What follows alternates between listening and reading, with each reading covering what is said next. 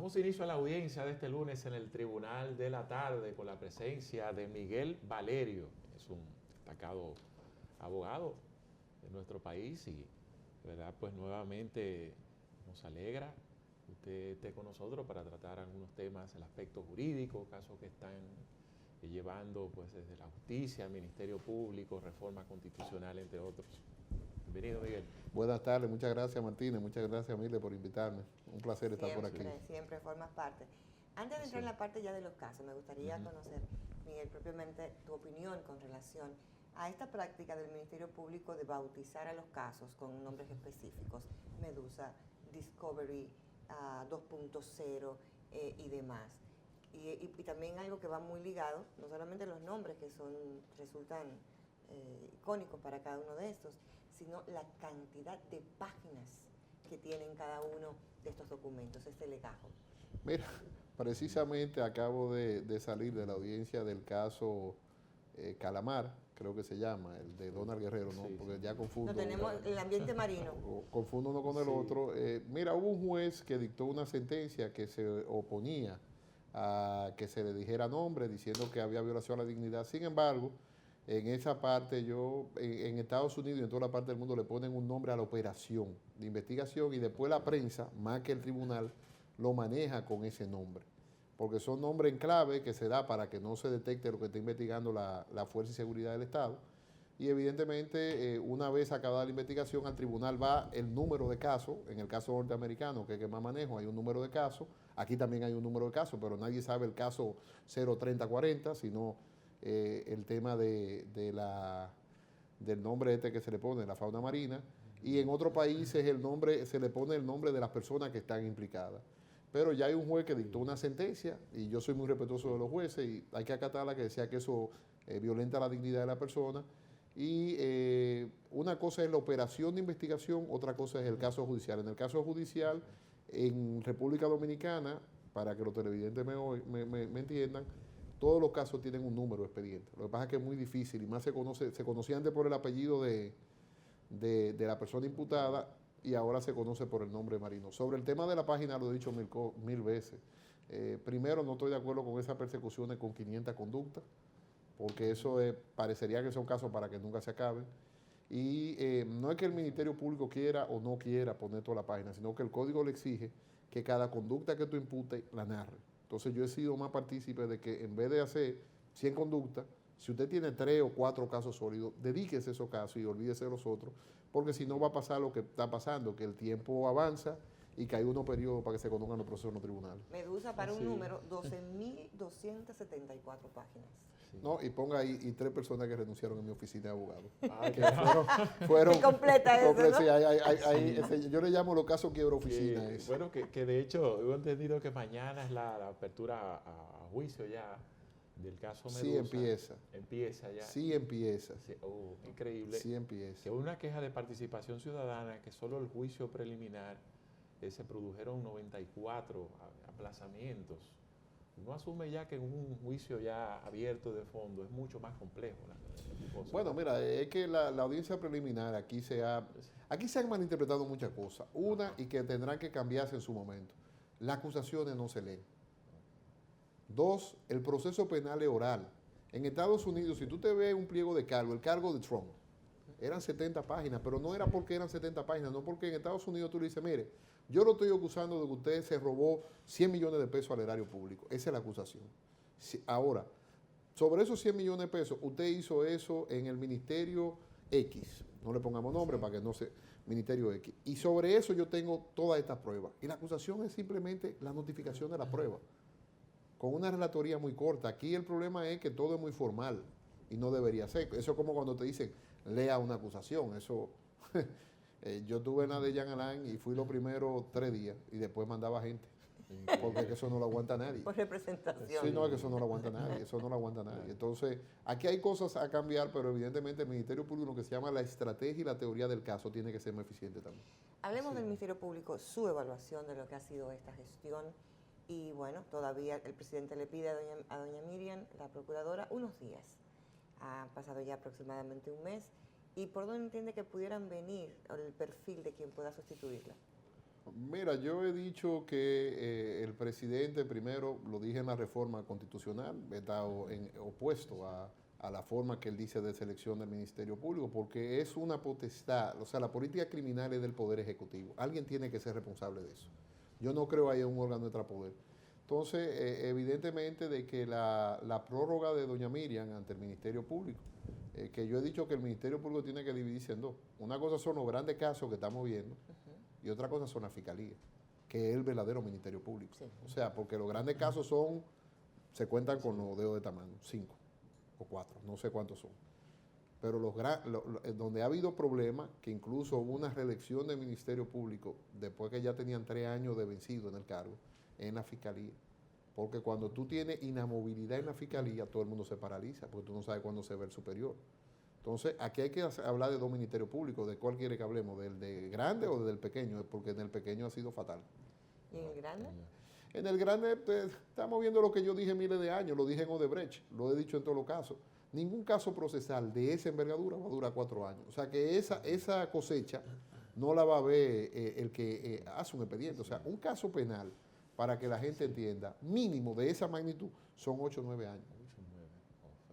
O sea, en 8 o 9 años vamos a estar viendo cosas. De hecho, ya no se está hablando de esos casos. Hoy día no son las preocupaciones, porque ustedes, los medios, le pueden dar seguimiento a un caso. Pero ustedes que saben mucho más de noticias, la noticia en el momento, ya después que se está desarrollando la noticia. Bueno, vamos a una audiencia, cogemos una opinión, pero no hay un seguimiento hasta que viene la sentencia. Y la sentencia de esos casos va a ser en 7 o 8 años. Menos de ahí no le permite. Y flexibilizar medidas como para que, por ejemplo, el caso de Donald Guerrero ya pueda viajar hacia los Estados Unidos, el propio Gonzalo Castillo. ¿Esto obedece a algún tipo de negociación de los imputados con el Ministerio Público? Yo entiendo que no, yo entiendo de que las medidas de coerción son progresivas, que llega un momento que ya cumplieron su cometido y que evidentemente en ese momento deberían desaparecer todas. Yo de hecho he dicho más, yo soy muy fanático de los Estados Unidos y yo creo en la fianza el primer día y se acabó. Porque es que aquí, y son de los problemas que hay un problema grave con el Código Penal, muy grave. O sea, en Estados Unidos hay el delito de obstrucción de justicia, aquí solamente está en el Ministerio Público, en la ley del Ministerio Público, una cosa rarísima. Si tú te fugas en Estados Unidos, es peor que el delito que te están persiguiendo. Porque ya olvídate de lo que tú cometiste, te vamos a conocer este caso. Entonces, aquí hay reformas que tienen que concluir, mucho más importante que la constitucional de mi óptica, para evitar la prisión preventiva que no conlleva nada. O sea, la prisión preventiva tiene que ser, como dice la ley, para casos muy graves. Y grave para mí es un terrorista, un sicario, una persona grave. Tú no vas a soltar un sicario ni una gente que paga un sicario. O sea, hay cosas como que son muy graves, pero después para todo prisión preventiva es problemático. Tránquenlo y después investigamos. Eso es una norma de aquí que se ha quedado. Miguel, un aspecto ligado, Guido Gómez Mazara, presidente de Indotel, dice que por fin se va a trabajar en aquello del quitar las posibilidades del bloqueo de las señales. ¿Qué opinión te merece en este sentido? Bueno, esa risa... No, hay que decirlo. Imagínate que estamos discutiendo en pleno siglo XXI avanzado, ya vamos para el primer cuarto del siglo XXI, de si los presos pueden tener teléfono o no en la cárcel. O sea, eso denota mucho de que hay tareas pendientes que hay que acometer. Un preso en una cárcel, en principio no debería tener contacto con el mundo exterior que no sea arreglado, porque también son seres humanos. ¿Qué arreglado? Que todos tengan acceso a una llamada semanal. Hay gente que no... Señores, por eso yo le digo que aquí hay diferentes cosas. Por eso digo, hablemos de los grandes casos o los pequeños casos. Es igual con la cárcel. En la cárcel, por ejemplo, cuando tú tienes la oportunidad de ejercer y venir de abajo trabajando, tú el que tiene preso sabe muy bien de lo que le voy a decir. Hay familiares que no pueden ir a ver un preso, pero no es porque no quieran verlo, sino porque económicamente no les es rentable. No les es rentable, o sea, no puede porque si fue a ver al preso, tal vez ese día no come. Entonces, hay que hacerle un lugar de videollamada controlado por la cárcel, que puedan llamar a sus familiares, que sus familiares tengan acceso a ellos, porque eso es la dignidad del preso. Pero que ya de que un preso tenga celular y que esté dando instrucciones desde la cárcel, eso es un problema. Perdón, compadre, un momentito en esa parte. Me quedo con una palabra, dignidad del preso. Sí. Hemos tenido reformas, hemos hablado, bueno, reformas así como titular no, pero sí se han hecho cambios en el nuevo sistema penitenciario y demás.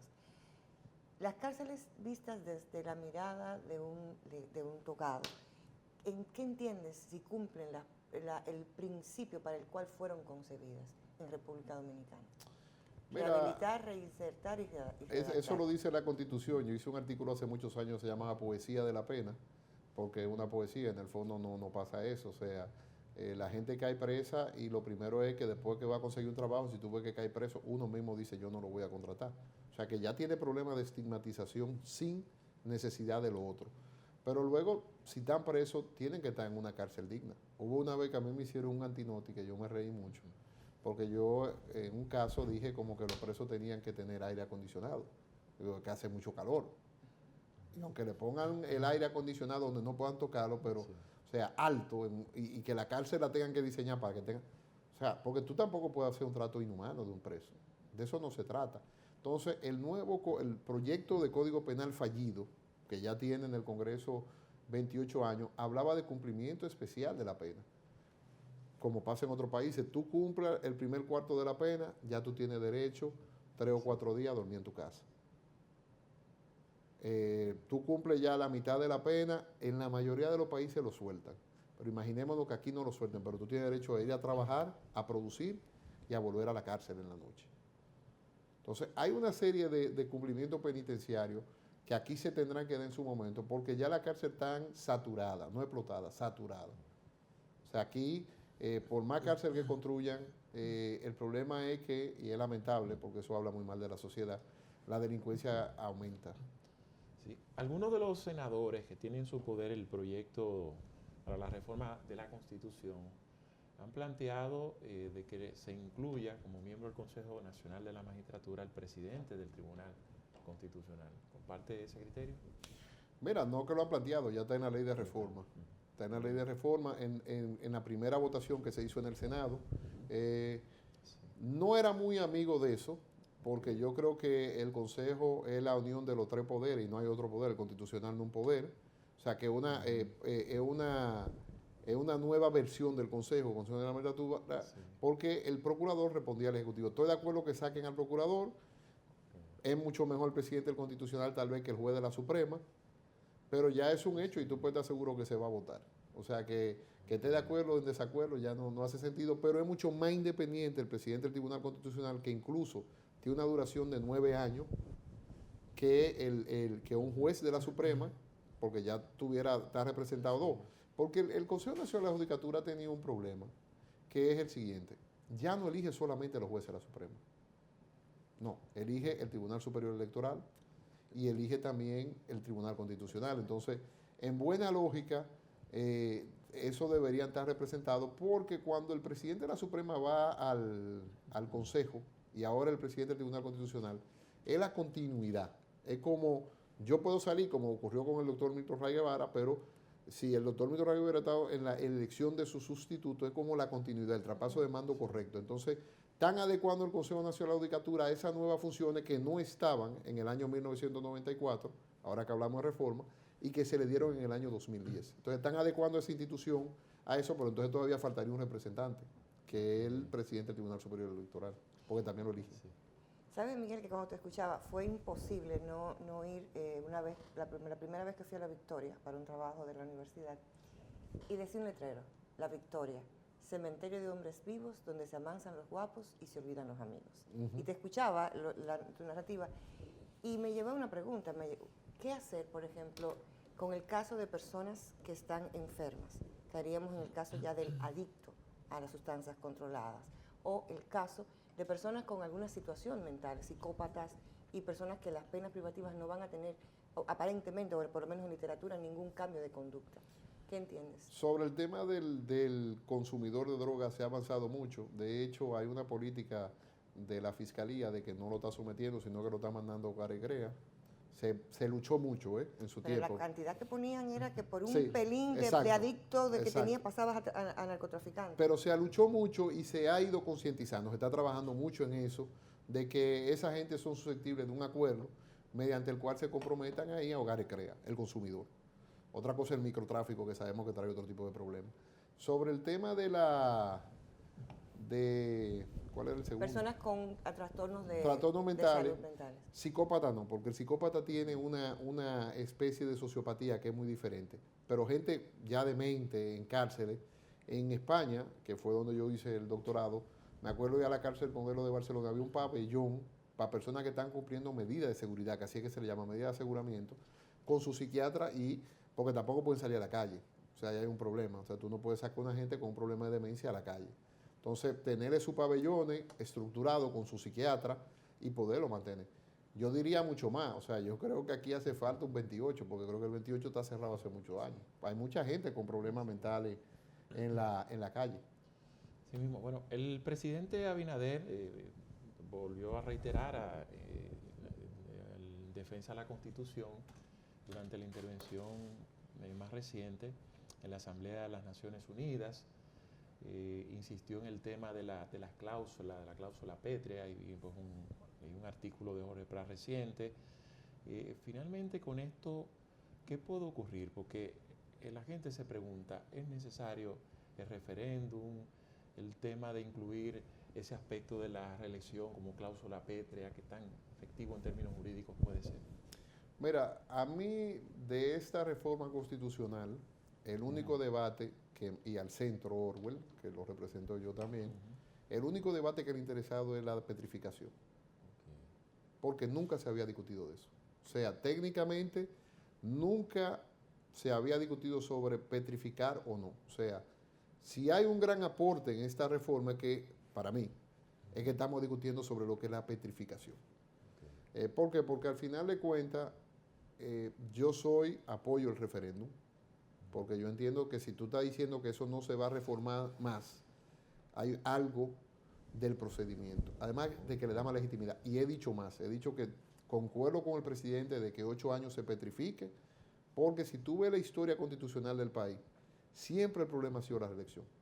Un gran número. De todos los males. Y que no ha dejado la alternabilidad del poder. O sea, eso es real. El presidente en eso yo creo que todo el mundo apoyaríamos y fuéramos y votáramos masivamente. Ahora, la ley de referéndum conlleva que un 30% de la población vote y a eso se le está corriendo. No sé por qué se le está corriendo, porque gente que estamos de acuerdo con la posición de 8 años y se va, y ojalá petrificarlo, pero decimos, bueno, hay unos procesos, pero tú me dirás por qué yo estoy en eso. Porque si estoy de acuerdo con en el fondo de que 8 años y se acabó, ¿por qué estoy en contra de esa forma de petrificación? Porque entonces mañana podríamos petrificar la Constitución completa. Completa, porque es que tú me dices a mí, ¿es algo importante para la ciudadanía que se está regulando? Sí. ¿Pero es inmanente eso? No. ¿Por qué? Digo que no es inmanente. Primero, porque si tú me dices, la forma de gobierno, que es lo que está petrificado, es republicano. Oye, aquí no vamos a volver nunca una monarquía, entonces yo creo que era bueno decir, esto es republicano. Sí. Civil, porque sabemos la historia mundial y latinoamericana mucho más de militares que ostentaban el poder. Democrático, porque tenemos que ir a unas elecciones. Y representativo, porque tú representes, del fondo tú eres un mandatario mío. Sí. Entonces, esas son cosas que tú dices, bueno, hay que petrificarlas, sin lugar a dudas. Ahora, el tema de los 8 años, yo te voy a poner un problema de la petrificación.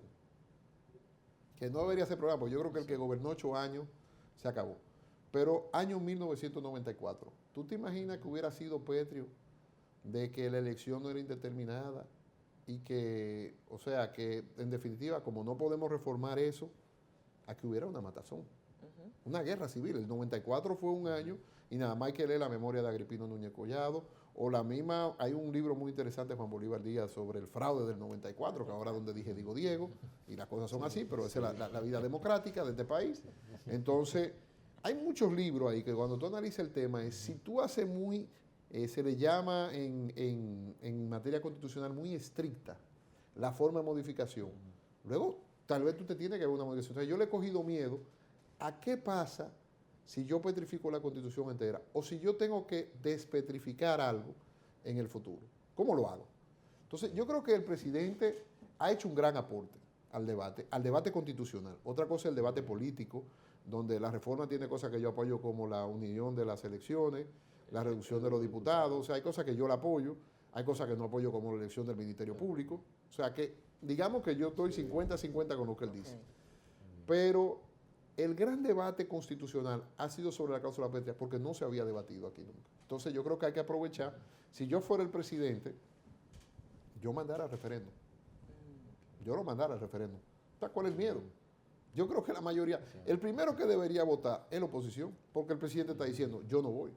Y no será teniéndole miedo un poco al tema de los recursos. Es que yo siempre veo el futuro. Yo nunca veo, o sea, a mí no me importa cuánto se gaste en ese momento, sino tú tienes que ver el futuro, y el futuro es el siguiente. Hay un problema, vamos a suponer un caso extremo, qué sé yo, inventando algo, hay una guerra, o hay una pandemia, como ahora, que hubo un tema ahí si el presidente Medina se podía quedar o no con la pandemia, porque no había forma de hacer elecciones. Sí. O sea, hay muchas cosas, situaciones que nosotros pensábamos que no lo íbamos a ver en julio. Por ejemplo, una pandemia nosotros no íbamos a pensar. Y la pandemia cambió el sistema de vida. Total. Entonces, me da mucho miedo que tú puedas petrificar con una reforma constitucional lo que te dé la gana. Eso me da mucho miedo, porque como petrifico, puedo despetrificar, lo mismo. Es el mismo proceso. Entonces, el mismo proceso es una votación, que el que tenga mayoría en algún momento puede decir, no, yo voy a otra vez con la reelección, indeterminada ahora. Puede hacerlo, porque el que votó eso también puede votar lo otro. Es lo mismo. Mire, la Vega, como que uno pensaba antes, ciudad olímpica, culta y carnavalesca. Ahora también tenemos La Vega como un prototipo de ahí hay debate debate jurídico. Entonces, con relación, todo el pueblo de La Vega vota por un candidato, después ese candidato es movido a ser ministro, la vicealcaldesa dice, no fue por mí que votaron, esto no es mío. Ahora, ¿quién debe? ¿Cuáles serían los escenarios? ¿Volver a votar por decisión de una terna del presidente? ¿Cómo sería el proceso? Hombre, o sea, después del año 2010, el presidente sigue siendo el jefe del Estado, pero el Estado son muchas cosas. Entonces, en la Cámara de Diputados, cuando sale un diputado, sí hay una terna, pero es porque su proceso lo dice. Después del año 2010, parece imposible que el presidente pueda designar un alcalde, porque eso es votación y representación directa.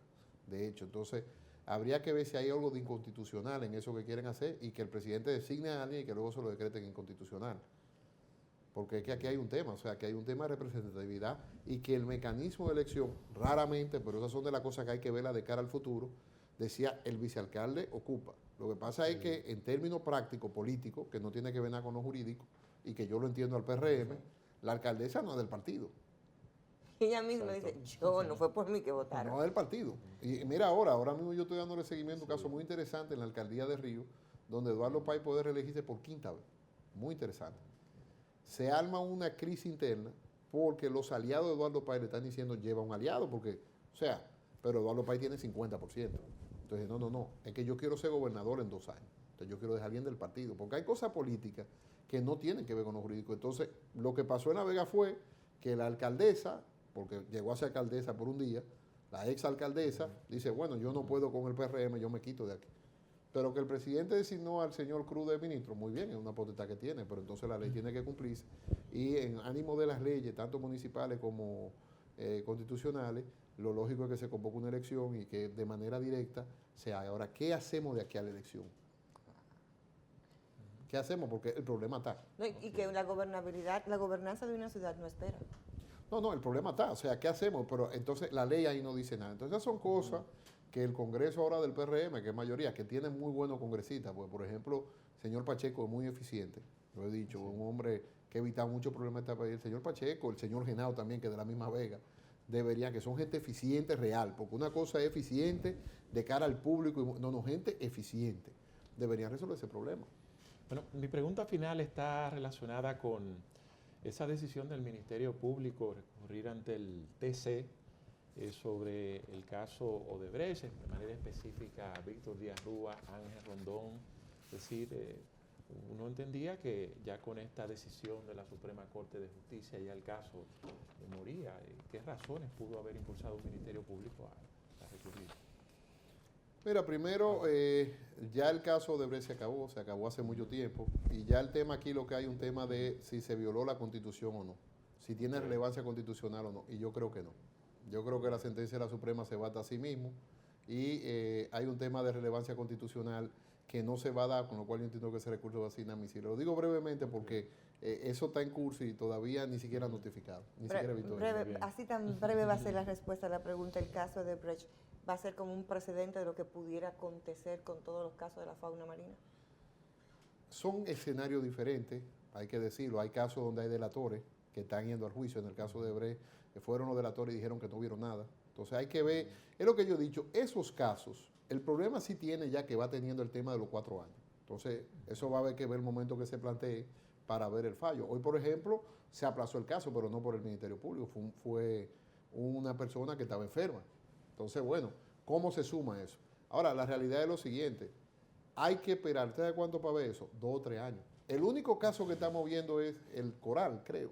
El Coral, el de Adam Cáceres, que está en el juicio de fondo, que no sé cómo va, porque no le estoy dando seguimiento, y el caso de Jan Alain, que empieza en esta semana.